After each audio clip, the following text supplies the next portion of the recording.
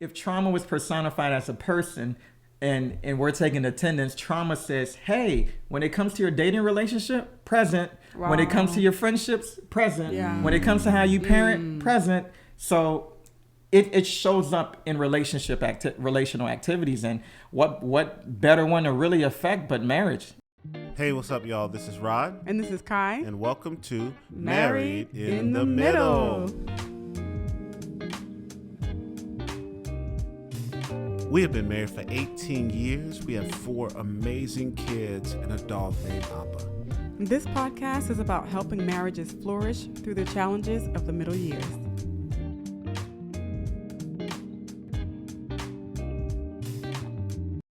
Hey, what's up, y'all? I'm Rod. And I'm Kai. And welcome to Married in the Middle, where our vision is to strengthen marriages that are in those middle years between 7 and 25 years.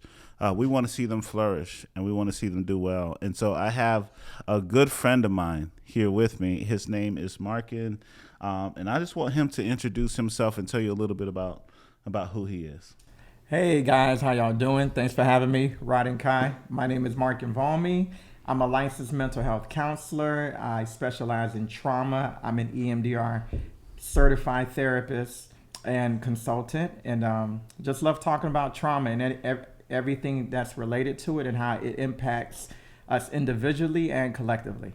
Man, what is 2 questions? What is EMDR? That's if somebody's hearing that and they don't know what it is, what is that? And then what is trauma? EMDR is an acronym for eye movement desensitization reprocessing. That's a mouthful. It's a mouthful, but it's a form of therapy that involves bilateral stimulation, which is basically activating the left and right hemisphere of the brain as you're working through some of your most difficult traumas that have left you stuck, enraged, and just not thriving in life. And trauma, the follow-up question, I would say trauma is anything that overwhelms our resources to cope. And trauma is not only the things that have happened to you, but the things that should have happened to you but didn't, like nurturing and neglect and never being hugged, never being told I love you. And trauma is not actually the event, but it's the result of the event. Oftentimes you'll see 2 siblings, they go through the exact same horrendous things, but one comes out okay, the other one doesn't. These are the complexities of the mind. We can't understand how one was impacted by trauma while the other one was resilient. There's no rhyme and reason to it, but trauma is really the result of the impact and not exactly the impact. That's really good. So, I mean, you sound very passionate about this, and just knowing you, we know that you're very, very passionate about this. And so it's just a blessing to see you walk in this. But how did you get in, like, what made you go into this field of study? Well, initially I was a special needs teacher with this guy over here at a middle school years ago. We won't talk about those days. Yes. I pray for those kids, but they're doing great.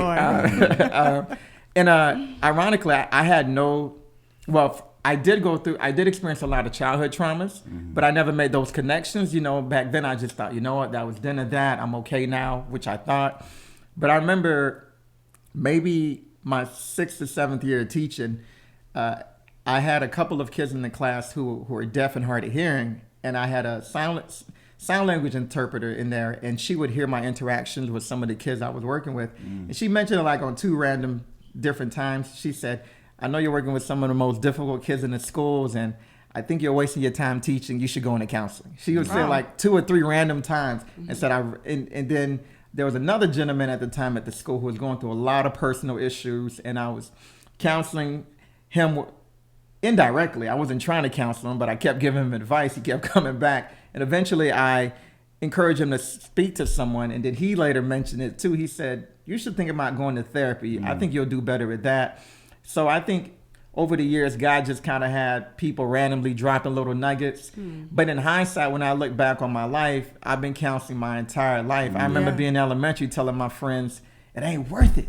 You ain't going to go to recess. I'm like, I've always been counseling. Oh, my goodness. Oh, man. So this podcast obviously is about marriage in the middle years, meaning you got some years under your belt, probably some kids running around, you're in the hustle and bustle of life.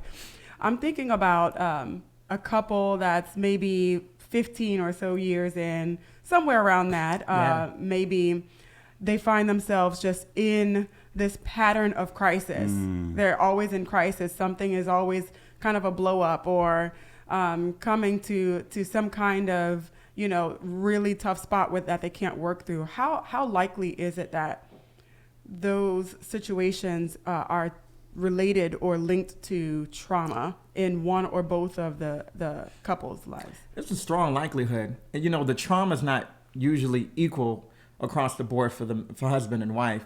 Whether 75% of it is on the wife and 25% of it is on the gentleman, it still doesn't matter. At the end of the day, I think it's still directly related to the trauma. I've never met someone whose current relationship issues did not stem from some type of traumatic experience. In the counseling world, we break down traumas as big T traumas, little T traumas. I don't get so lost in the buzzwords, because at the end of the day, I can't label how something's going to affect you, because I'm not God. I don't know. Right. We all three could experience the same tragic event, and all three respond differently. Where you're resilient, it bothers me a little bit, but I bounce back. And Kaisha, you're frozen, and you never can move forward. You're just stuck and defenseless, and start to dissociate because of the trauma. Trauma, that's where it shows up at. That's where, if trauma was personified as a person, and we're taking attendance, trauma says, hey, when it comes to your dating relationship, present. Wow. When it comes to your friendships, present. Yeah. When it comes to how you parent, present. So it shows up in relational activities. And what better one to really affect but marriage? So many extensions of marriage. Parenting, looking after our parents in their elderly years, our kids, just the entire family dynamic. Yeah. No, that's strong. That's strong. So let's talk about those manifestations. You're raising kids are growing up, then kids are leaving. You talked about parents, you talked about just changing who they are, evolving as a husband, as a wife. They're not the same people as these years continue. Okay. What are some ways you see trauma manifesting inside the actual marriage? The term I would hear a lot is one spouse would say, I don't feel like my needs are being met, or these are not the expectations I've had. Yeah. And without even realizing it, these were statements that were already being rehearsed from childhood, adolescence, and now it's showing up in your marriage. But the thing is, this is why therapy is so important. Therapy helps to connect the dots of where it initially showed up. I use myself, for example, because I'm really transparent. My wife and I, we still see a therapist. And when we were having issues in our marriage and didn't feel like communication was on the right point of view, we went and saw a therapist. And I remember my therapist telling me, he said, you know what, Markin, because you have an avoidant attachment style, which is basically saying, because of the traumas I experienced as a child, it's easy for me to disconnect from relationships if I don't feel a sense of safety. So I'm the kind of guy, if you disrespect me or cross me, I have no problems never speaking to you again, even though I never communicated that to you, whether it be directly or passive aggressively, which is very toxic. But that was the only way I knew how to deal with conflict. So in my marriage, it's not like I could run, right, or not talk to my spouse. So what I would do is, because I didn't feel a sense of safety, my therapist said I would bring this big dictionary of a book of intellectual words and hide my feelings at the bottom. And my wife's like, this is overwhelming. Let's flip it and give me more emotions than less words. The more safety I felt in my marriage, those words started to shrink and the emotions grew, right? And that's the thing. Trauma robs us of safety and connection. And not safety like someone's going to hurt me, but if I really told you, made myself vulnerable right now, can I trust you with that level of vulnerability? Will you step all over it? Will you make me feel inadequate? Will you emasculate my emotions? Is it safe to even feel? Because I don't even know what I feel, because I've been numb for years. So is it safe right now for me to even try to explore what I'm feeling, or try to sit with emotions that I can't even articulate right now? And this is where a therapist comes in and adds language and a little bit of color to things that have been so stuck and all over the place. Man, this is so good. This is so good. So if there's a couple right now and they're hitting that constant conflict it's all around the same thing. If you pull him in the corner, bro, what's going on? He's like, it's always blank. Right. Or if you pull her, it's always this thing in our marriage that leads to conflict. And so naturally, they just don't talk about it, or they don't know what. We just had a episode on communication. Man, that was good, by the way. I saw thanks, bro. Thanks. How do you help them? How do you help them do the backstory, so they can check their own history to see if that's coloring how I'm approaching this conflict? Making those connections. But that's the problem. We don't have the ability to make those connections on our own. Yeah. Because let's do a crash course on trauma. Left brain is all logic.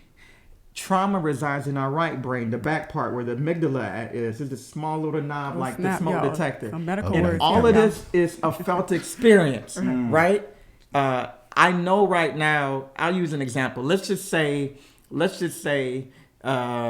you went to the grocery stores to pick up some things for Kaisha, right? And it's something Kaisha's really looking forward to because she's gonna make an arts and crafts project with the kids, and you forgot the most important thing. And you Did she talk to you before? No, she did. But just ride with me for a second. Something that specific. You come home without the item, and you had a legitimate reason. You're running late for a meeting, and it slipped your mind.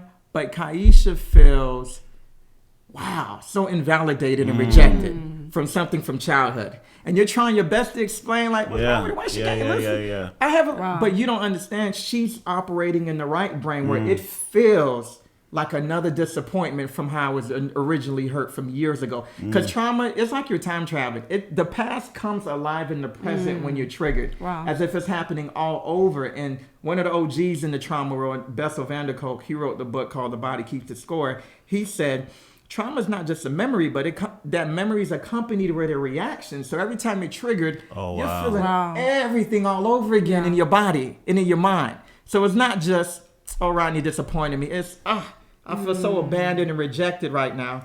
And I'm using that example to bring in how couples argue. Yeah. Going back to the brain.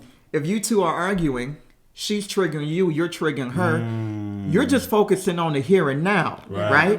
But the trauma don't live here. And, hold on. Okay. I might have, okay, my bad. My bad.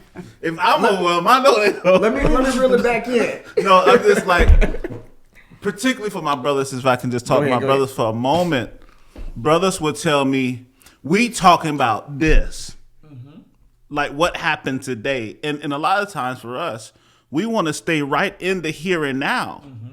But a lot of times, and this could be man or woman, husband or wife, they'll go pull a story back from way 10 years ago and try to include that in the current conversation. I think that's them trying to connect those dots. I think there is a yearning for us. Man, I was sitting with some brothers. I'm in a pastoral cohort. We got brothers from all over the country that come and meet. And we were sitting with a counselor.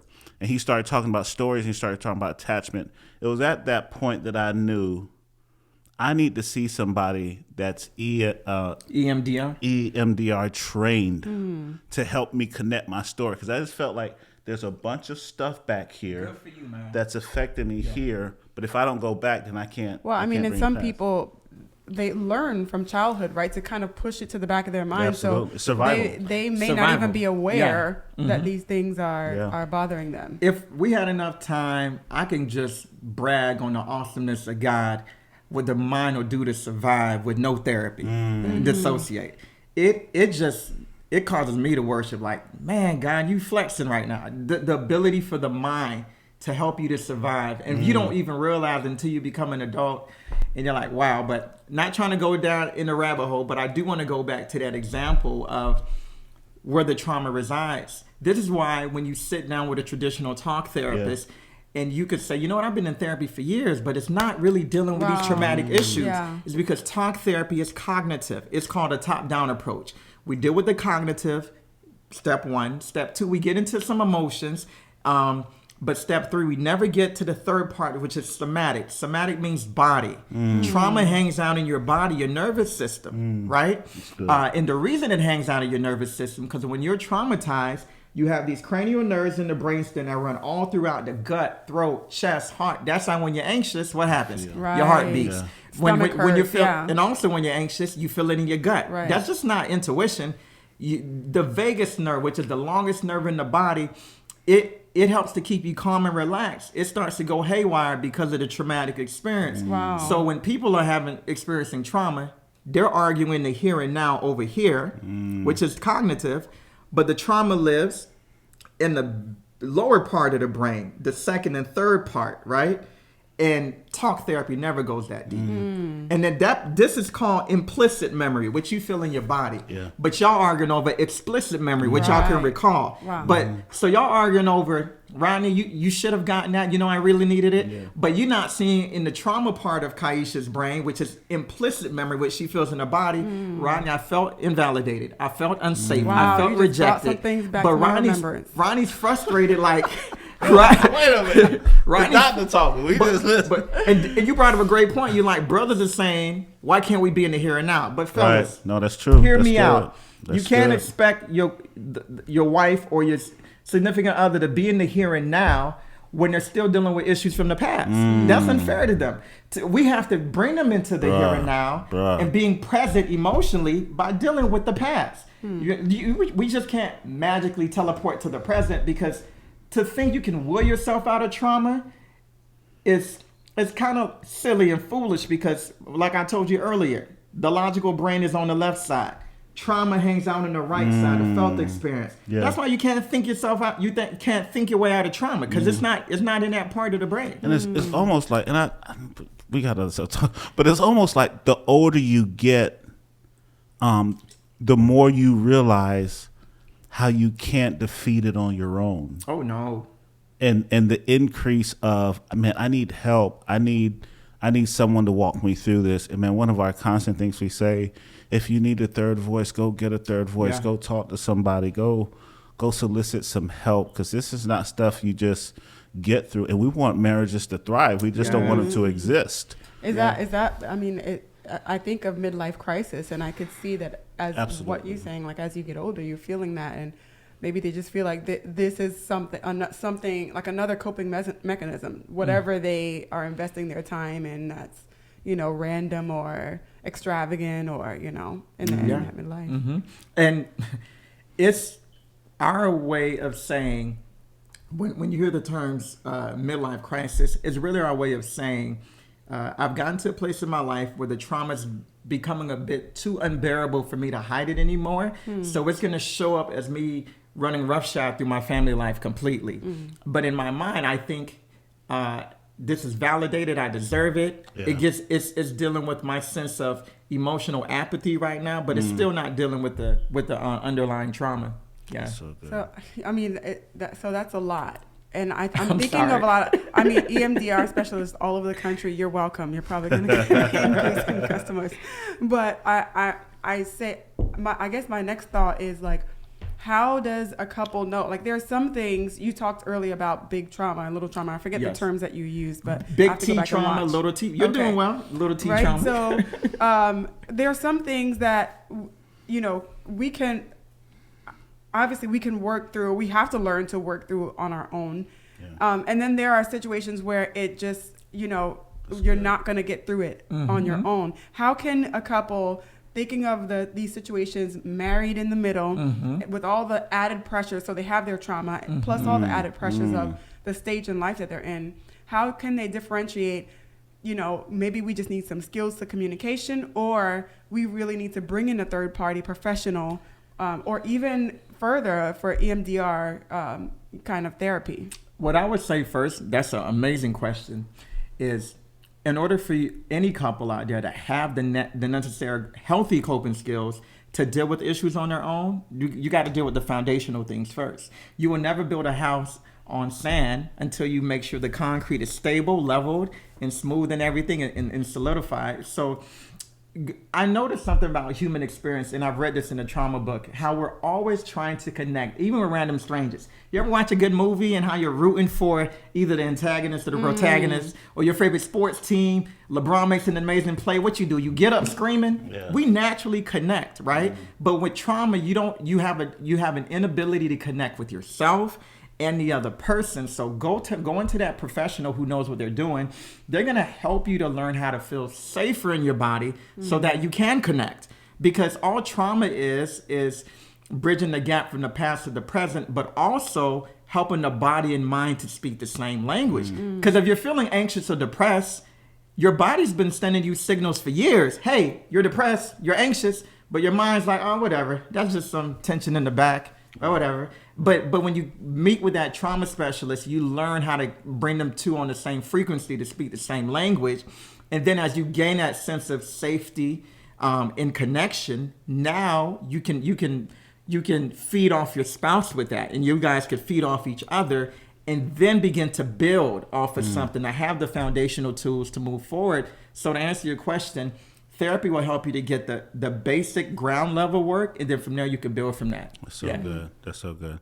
Man, talk to the husband and wife who's listening to this and he's thinking, man, he may know his wife or her husband has gone through something traumatic in their childhood, and they're able to connect dots on how that is leading to this. How can a spouse be loving and compassionate as they see that, even if the other spouse doesn't want help, doesn't want change, think they're fine, think everything is okay? How do they walk in compassion? I think one of the ways you walk in compassion is to help remove the shame. And the way you help to remove the shame is you meet with that person where they're at, you love them where they're at, and you would, like, if I had a spouse who didn't want to work on her issues, and I knew I had traumas that I need to work through in mine, I would go get the help individually first, right? Oftentimes, we don't want to acknowledge that we have trauma out of ignorance, and sometimes it's fear of what I will uncover. Because that's huge. Yeah. we can really get off. I'm working on this book on trauma and vulnerability right now, and I want to. Let's pause. Okay. Can you please tell us the name of the book you're working on? It's going to be called Trauma Stories: Discovering Strength Through Our Vulnerabilities. Awesome. And it's just really a collection of me as a therapist telling the stories, with their permission, of some of my past clients who successfully completed EMDR, but also going on a sojourning path of telling my own personal trauma stories, and just how trauma affects us in all different facets of life, whether relationships, marriage, the stigma around trauma, and all of the different, and how it affects the body, and all those different things as well. Awesome. But on the topic of stigma and shame is the sense of, and I got to go back to childhood, because the shame for these, whenever you see a spouse saying, nothing's wrong with me, I don't want to go to therapy, this is probably the adult as a child, that parent robbed them of authenticity. Because as a human being, any child needs two things: attachment and authenticity. And if you've never heard the word attachment is a sense of security, a sense of I belong, a sense of safety, a sense of come here, boy, I'm proud of you. Yeah. I love you. Yeah. You know what, son? I didn't make this game, but I'll make the next one. You know what, daughter? You probably didn't make an A like the other kids, but this C here, I saw the effort. I love you. I see you. Good. I validate you. You need that. That's authenticity. But I'm sorry, that's attachment. But you also need authenticity. Authenticity is, you know what? I have a 7-year-old daughter. It's me telling Michaela, my 7-year-old, you know what, baby? It's okay to cry. I'm not going to stop you. Because if I tell you something like, big girls don't cry, or what you crying for that? I'm teaching you, don't be authentic right now.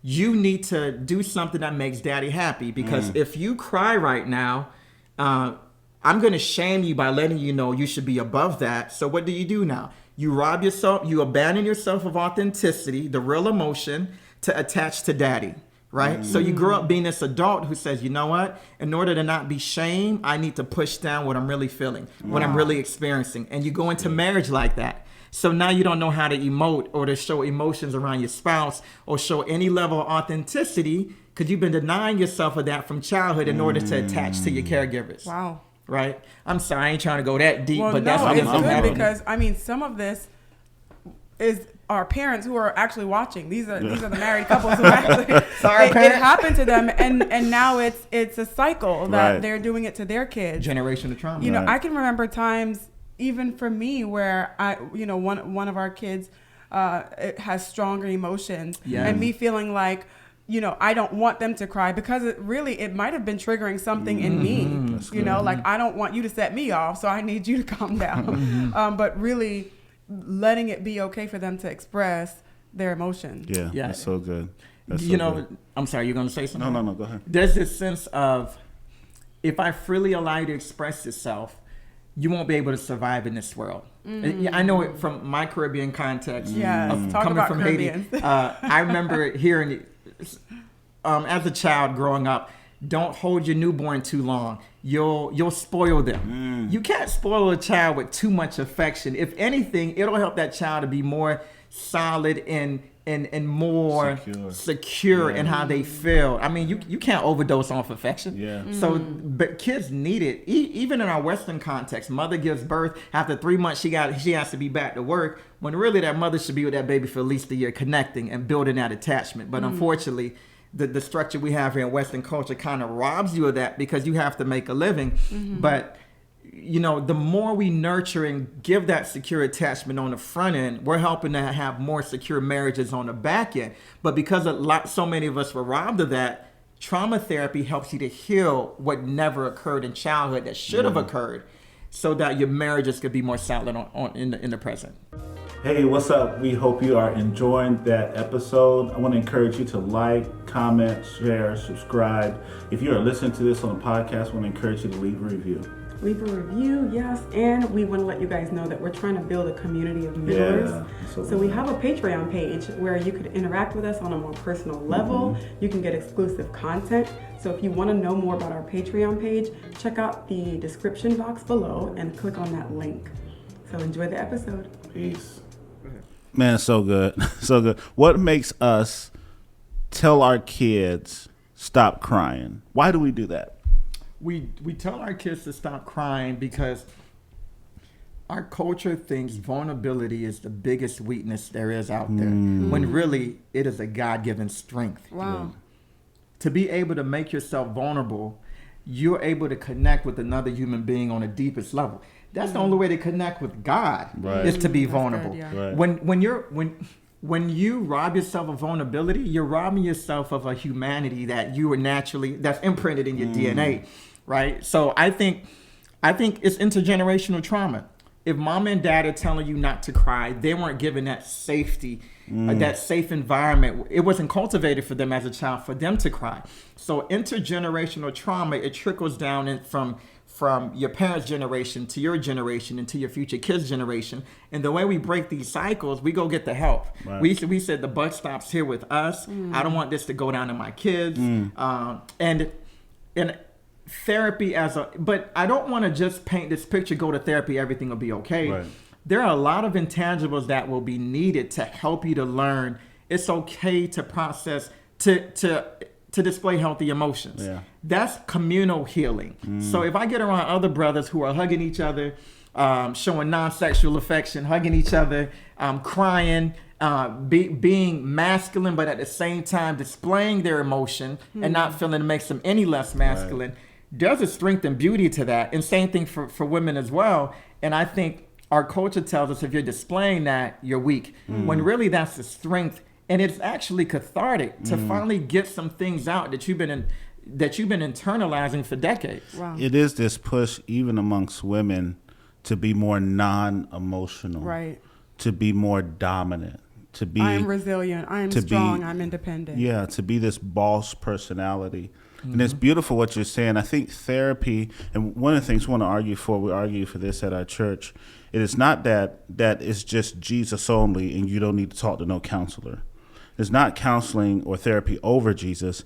There's a beautiful blend to the two. When you're talking about vulnerability in therapy, I think of Jesus as he's sitting there with Mary and Martha, and he starts to weep in front of them. He does not hold back his emotions, yet he's God enough to call a dead man to life in the same story.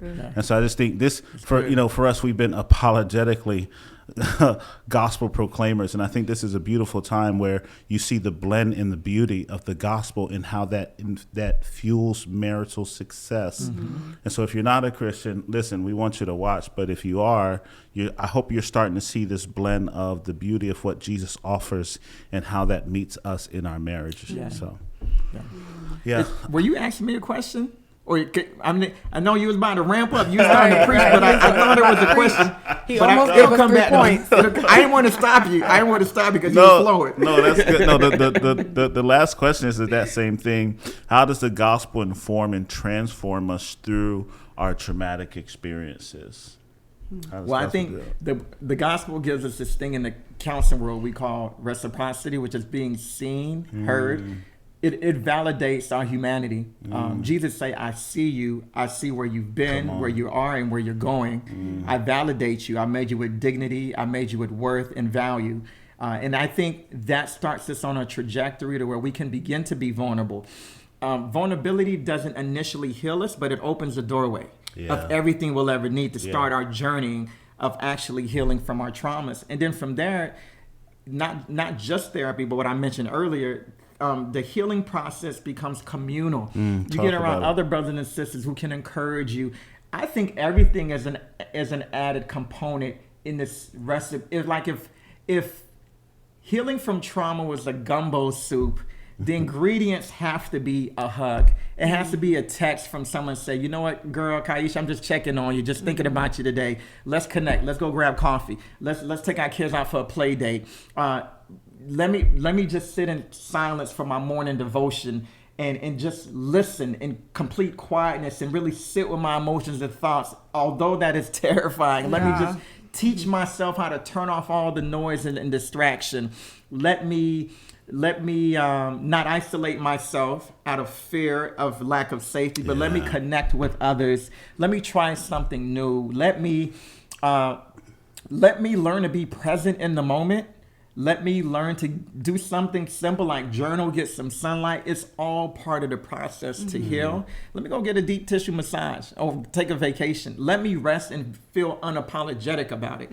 All of those are the ingredients that we're adding into this gumbo of healing. It just so happens that trauma therapy is a big added component, right? But at the end of the day, I'm not just gonna sit here and say, oh, you do EMDR, that alone will fix you. EMDR is just one of many trauma therapies that can heal you. At the end of the day, if we're dealing with what's stuck in the body, the nervous system, you're already on that trajectory towards healing. And of course, definitely the implications of our faith in Christ as well, that helps as well.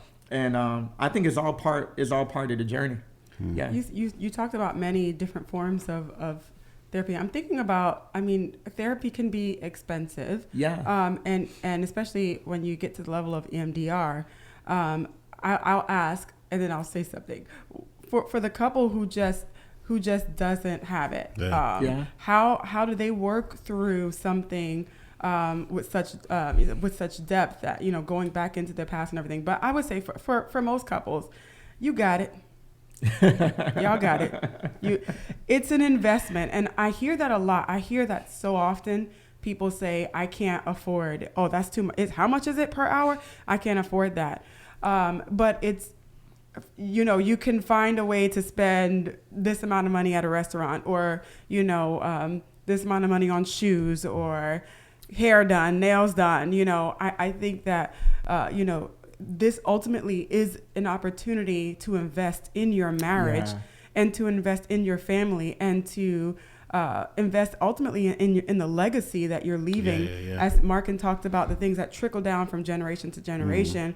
If you're creating a culture of healing, that's gonna seep into the lives of your children and moving forward, creating that sense of awareness. So it's worth the investment. Pay the money. Find out from your insurance company if some of it will be covered. Do it, because it's worth it. But for those who really honestly cannot, what are some ways that they can seek help? I think depending on your city municipality, there are a lot of nonprofits out there that offer this level of therapy. I'll be honest, you don't always find the greatest level of therapy, not because it's free, but because one thing I always look for in other therapists: are you passionate about what you're doing? Is this just a job, or is it something like you really want to see people made whole and come alive again? I think just like in anything that you really want, it's going to take some research, either connecting with your local church, seeing what programs are out there, seeing definitely through if you have insurance, what type of therapists who do take insurance, who specialize in trauma therapy. But I even say just start a deep dive of what are the different modalities of trauma therapy. I specialize in EMDR. There's other types like sensory motor exercise, which is the form of trauma therapy. This is really great for sexual assault victims, but any other type of trauma as well. You're actually doing physical movements. It's like you're working with a physical therapist, but they're actually a trauma therapist, and they're doing different movements to release the trauma tension in your body, help you to feel safer, help you to connect. There's internal family systems developed by a gentleman named Richard Schwartz, which teaches you how to deal with the different parts inside of you that we form through dissociation. There may be a part of me that feels shame right now, so whenever someone disrespects me, it shows up as rage. There may be another part of me that feels less than right now, so when opportunities arise, I try to find ways to disqualify myself. And learning how to heal and unburden those parts. There are different type of exercises you can do, different type of, even something as simple as dance, movement, getting a deep tissue massage. Remember I said earlier, the trauma is stored in your nervous system. So trying to find healthy ways, non-medication ways to get it out of your body, it's only going to make you more sound in the long run. But which I wanted to piggyback on the comment you made earlier about to the person who says this is too expensive.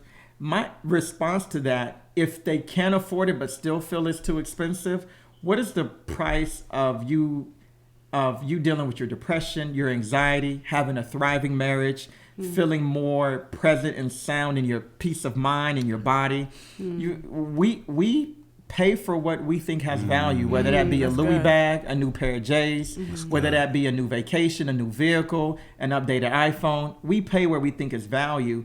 So I think if you make an investment in yourself, it's only going to trickle down over into your marriage. So whether you come to me for therapy or anyone else, at the end of the day, you can't run from what's in you. So you might as well deal with it. Yeah. Mark, and I feel like I can feel some people saying that sounds like mumbo jumbo. Does this actually work? From what you have seen, like what kind of success stories have you seen for people who have been through, trauma therapy? Yeah. Here's the cool thing. This is also in my book. I've been on both sides of the couch, not only a therapist, but as a client. So I'm not feeding you something I read. This is something I've experienced. Once you've experienced it, no one else can convince you. That's why I'm so passionate about therapy. I'm on this quest to help a lot of people to experience what I've experienced. And I always, in just from a biblical standpoint, I always look at individuals who are struggling, who are stuck, and say, man, I imagine what they could do for the kingdom if they weren't stuck, if they were free emotionally and mentally to do all that God's called them and created them to do. That's good. So that's what gets me excited about it, seeing them transformed.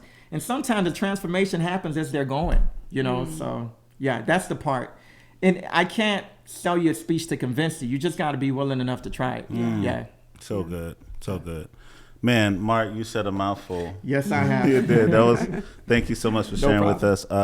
We want to offer just some next steps. We want to encourage you, if you can, see someone that can help. So that's a therapist or someone that you can speak to.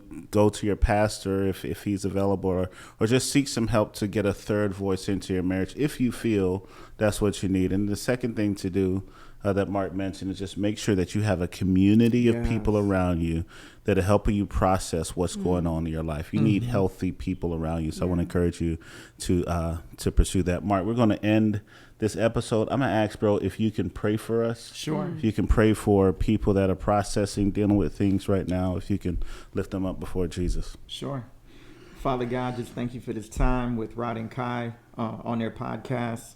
Pray for marriages now that are stuck, that are struggling. Yes, Lord. Pray for people who feel like they wasted their lives. They could be doing better with someone else or in another situation. I pray that you will restore passion and vigor in their relationships. But most importantly, I pray for their individual walk with you, because it all starts vertically with you. I pray you help the people who are listening to heal individually so that it could be reflective of their collective relationships, their friendships, their marriages, their parenting, how they interact with their coworkers, God. I just pray for healing. I pray that you remove the shame that tells them that they learn from childhood, that tells them you don't talk about what happens in this house, or what would they think about our family name.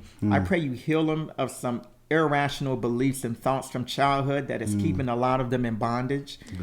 You said he who the Son has set free is free indeed. Remind them, Jesus, like, this is what you died for. You died for this. You died to set them free, not only of their sins, but also of their trauma, which oftentimes shows up as sins. You died for that, and you're strong enough to deal with that. None of this catches you by surprise. I pray that you just heal the whole person, spirit, soul, and body, for your glory. In Jesus' name I pray. Amen. Amen. Amen. Thank you guys so much for joining us. We want to remind you, you might have watched this whole thing and not hit that subscribe button. Just hit subscribe. Hit it. Just hit it. Press it. It only takes a second. Press it and share, like, and we appreciate your support. All that good stuff. All right. Peace, y'all. Peace. Bye.